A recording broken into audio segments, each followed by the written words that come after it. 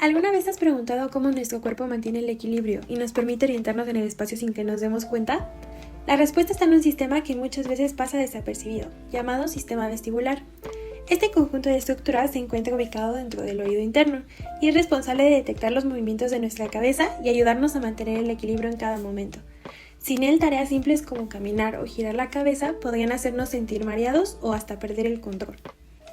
El sistema vestibular se compone de tres estructuras principales, que son los canales semicirculares, el utrículo y el sáculo, y cada uno de ellos tiene una función específica que nos permite percibir diferentes tipos de movimientos.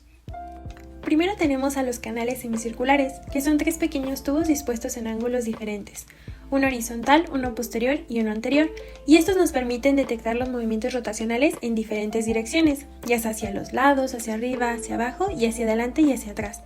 Y estos canales a su vez están llenos de un líquido llamado endolinfa, que cuando nosotros movemos la cabeza, lo que va a pasar es que este líquido se desplaza activando a las células ciliadas que se encuentran dentro de una estructura llamada ampolla. Las señales que se generen van a ser enviadas a nuestro cerebro, que va a interpretar la dirección y la velocidad del movimiento.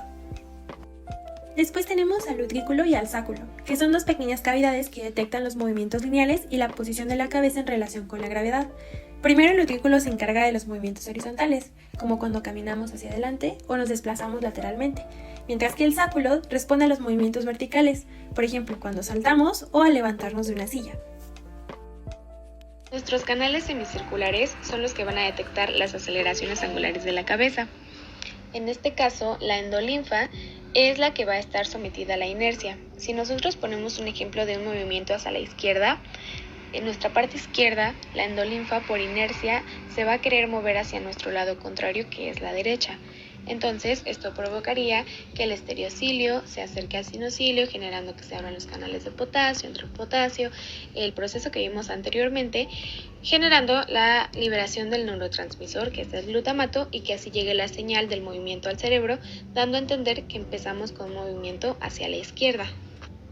Aunque en nuestro caso derecho, las células ciliadas por la disposición van a ser ahora los estereocilios los que se alejan del sinocilio y hay una hiperpolarización de la célula, no se van a abrir los canales de potasio, entonces no se va a detectar ningún movimiento hacia ese lado.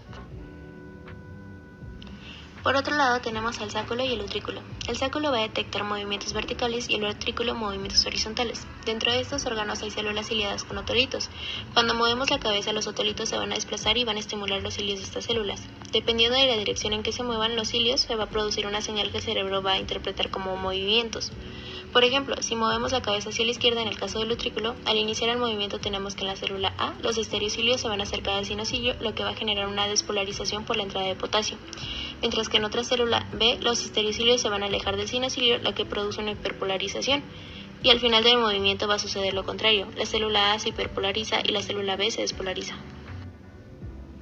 Mientras que en el sáculo se detectan movimientos hacia abajo, por ejemplo, bajar de un elevador. Al inicio del movimiento, en una célula ciliada, cuando los otolitos se desplazan, provocan que los estereocilios se acerquen al sinocilio, lo que genera una despolarización en la célula.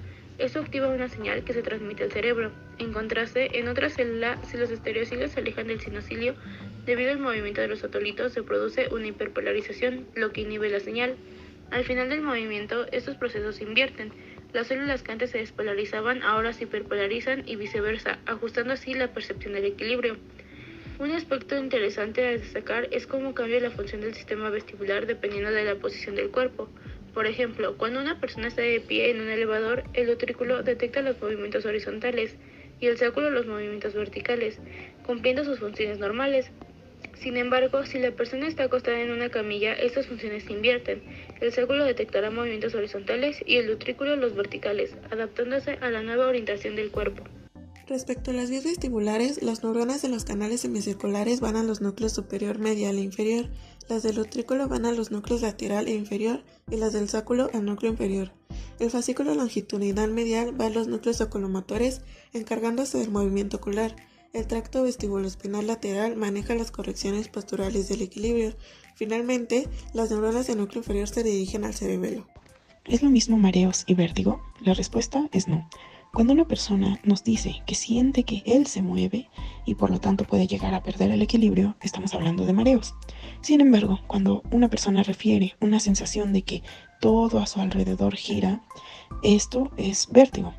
Y existe una gran diferencia entre estos dos, pues los mareos están más asociados a daños en sistema nervioso central, mientras que el vértigo se asocia a alguna alteración o daño en el sistema vestibular.